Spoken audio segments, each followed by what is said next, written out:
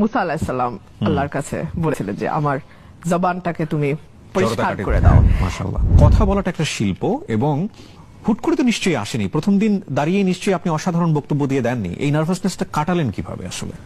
আমি যে কোনো কাজ শুরু করার সময় আমি সৃষ্টিকর্তাকে স্মরণ করি, একদম জীবনের একদম ছোটবেলা থেকেই।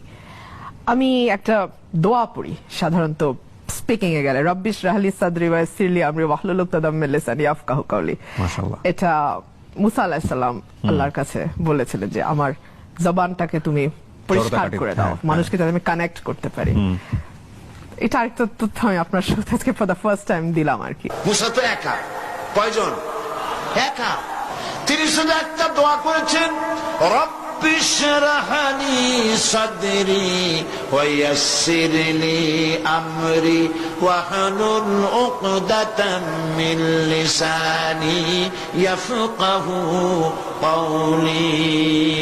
রব্বি ইশরাহ লি সাদরি, আয় আমার রব, আমার সিনাটা খুলে দাও, তুমি যা বলো আমি যেন তা বুঝতে পারি, আমার সিনা উন্মুক্ত করে দাও। ওয়াইয়াসসির লি আমরি, আর আমার জন্য তুমি যে দায়িত্ব দিয়েছো সে দায়িত্ব পালন আমার জন্য সহজতর করে দাও।